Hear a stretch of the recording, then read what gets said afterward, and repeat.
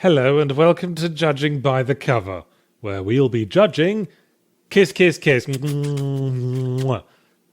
of Xander Cage by the poster.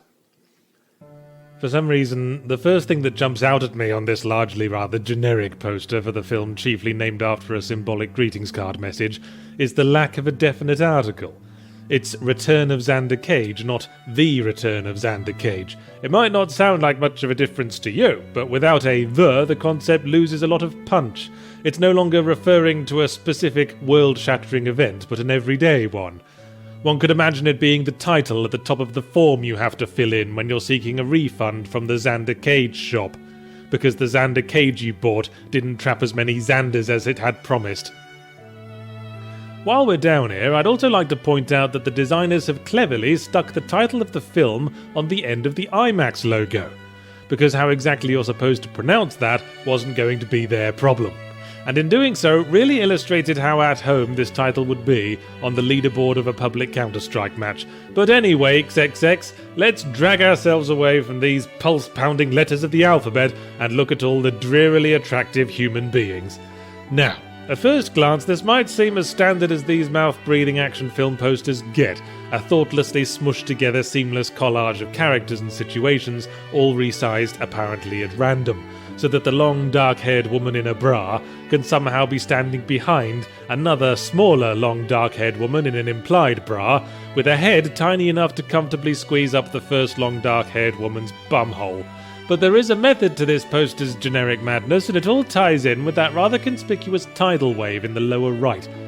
You see, if you take a step back and view the poster as a whole, you'll see that all the characters are between them forming the shape of a gigantic fish, with the head of Vin Diesel. The dude in the lower left's arm forms one half of the tail, and the miniature Vin Diesel on the motorbike is the other half. See, obviously he's not trying to surf on a motorcycle, that would be ridiculous. Motorcycle wheels are too narrow, the weight isn't distributed across enough surface area to coast along the top of the water. No, the motorcycle is obviously forming part of the giant prehistoric man-fish as it returns to the seas. Returns of Xander Cage to the seas, perhaps. But let's go through the elements of the collage individually. We start at the top with a very poorly framed Vin Diesel headshot as he looks back to camera with knowing raised eyebrows, having just surveyed the great big hill in the background that looks distractingly like a giant titty. But his expression is also one of weariness, even boredom, in both his normal eyes and the tattooed one lower down, perhaps to show that titties are old news for this jaded hero. I mean, he's got a total of 6 of the fucking things grafted to his shoulder blade. The eldest of Vin Diesel's 3 shoulder daughters is the one who most takes after their father. She too has adopted the over-the-shoulder stare and the subtle arm tattoo, which from the look of it she must have copied from her grandmother's bedroom curtains. Speaking of grandma, the youngest daughter appears to have stolen her spectacles and dressed up in a frumpy business suit in defiant opposition to her family's strict sleeveless policy. But as always, it's the middle child that struggles with their sense of identity. She's completely overcompensated with the tattoos, and is even pretending to strangle herself for attention, as she shows off her lovely collection of ring pulls from around the world.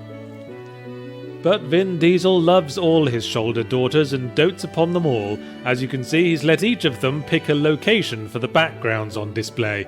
The eldest, in swimwear, has rather predictably picked a great big ocean wave, while the youngest has decided on an urban cityscape as she hopes to make it big in the accountancy world one day. And fittingly enough, the middle child has chosen to illustrate her contempt for this filthy modern world by sitting on top of a giant pile of shit, off which a suicidal extreme sports fanatic is hurling himself to his long sought after painful death.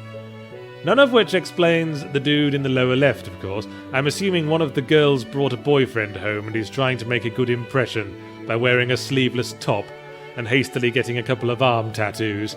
Lacking much imagination, he's gone for the Roman numerals from 1 to 5 on his right arm, and the Chinese characters for, extreme sports on his right.